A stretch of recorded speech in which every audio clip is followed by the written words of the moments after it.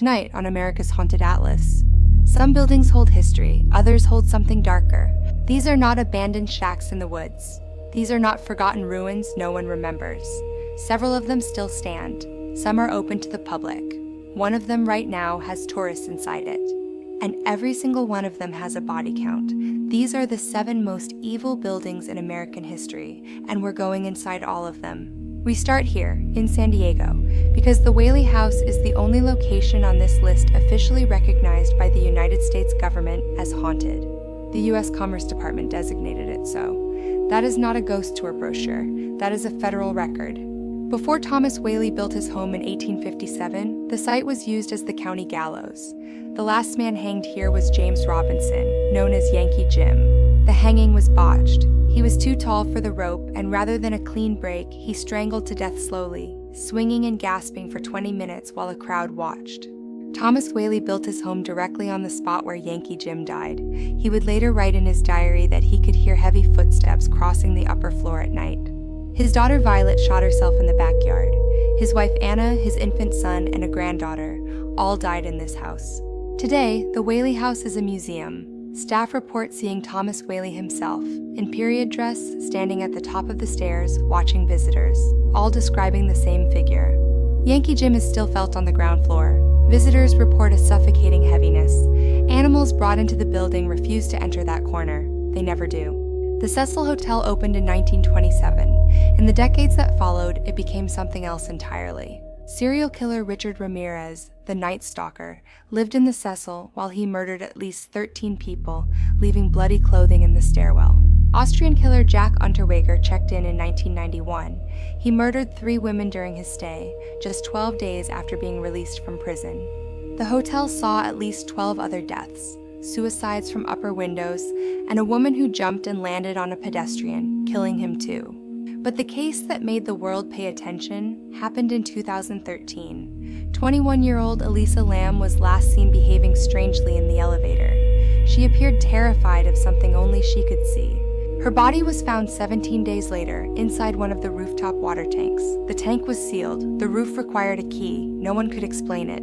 In the days before she was found, guests complained about the water. It had a strange color, a strange taste. The Cecil was rebranded and renovated. It's still there on Main Street, Los Angeles. It is currently available for booking. Eastern State Penitentiary opened in 1829. When it was built, it was the largest and most expensive building in America.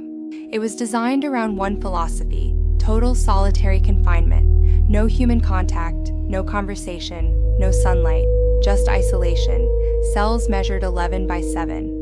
Prisoners wore hoods when moved so they could not see or be seen. Charles Dickens called it a man buried alive. Worse than any torture of the body, psychological collapse was constant. Al Capone was held here in 1929. He begged to be moved, shouting at a ghost only he could see. Jimmy, a man he had ordered killed in the Valentine's Day massacre. Jimmy never left. Maintenance worker Gary Johnson found a face pressed into the plaster from the other side, as if someone had pushed into wet plaster decades ago and it hardened. The Winchester Mystery House was built by Sarah Winchester, heir to the rifle fortune. The rifle that, as marketing said, won the West. After losing her husband and daughter, Sarah consulted a medium. She was told the spirits killed by Winchester rifles were coming for her. Building was her only survival. The only way to survive was to build, and never stop. For 38 years, 24 hours a day, the hammering never stopped. Construction crews worked 365 days a year.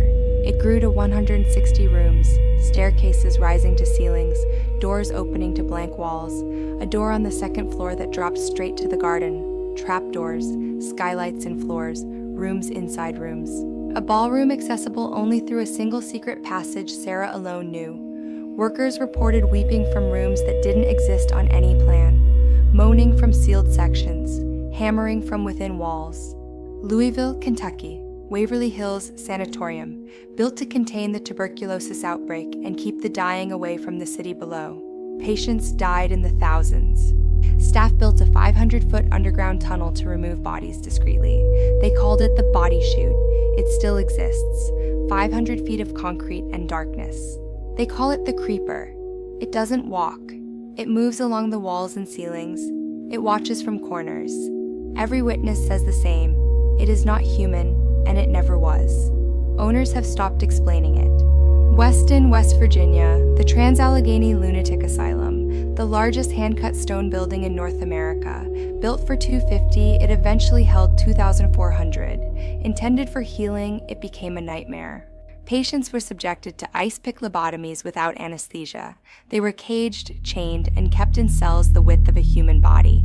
Mothers, children, immigrants, all subjected to horrors. Asylum closed in 1994. The most documented ghost is Lily. She appears in the children's ward holding a toy. Dozens have seen her. She never speaks. Audio recordings capture her saying, "I don't like it here. I want to go home." Ward R is even worse. Pressure, a feeling of being assessed. Investigators refuse to return. New Orleans, Louisiana, 1140 Royal Street, the LaLaurie Mansion. There is no other building where historical evil and paranormal activity are so intertwined. The most evil building in America. Delphine LaLaurie was a socialite. Beautiful, refined, celebrated. Her parties were the most sought after in New Orleans. She moved into this mansion in 1832. In 1834, the truth came out. In 1834, a fire broke out. Bystanders pushed past the LaLauries and broke in. On the top floor, they found what language was inadequate to describe. Mutilation, torture, survivors with wounds that struggled to be described. One man with a hole in his skull. Bones reset at wrong angles. Pure horror. An enslaved woman set the fire because she feared being taken to the upper room, the room from which no one came back the same. The LaLauries escaped to Paris. They were never charged. They were never tried. But the house remembers. Staff quit. Glasses shatter. Words scratched into the bar. Get out.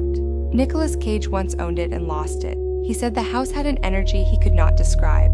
Today, it's privately owned. Tourists report the absolute sensation of being watched from the dark windows. They look up. The windows are dark, but you do not feel alone. Never alone. 7 buildings. 7 histories that don't end. These places are still here, and the accounts keep coming. Witness after witness. The same presences. Something in there knows you are there. The map has many rooms, and we are just getting started. Subscribe if you're drawn to the places history refuses to leave behind. Stay curious, stay cautious, stay haunted.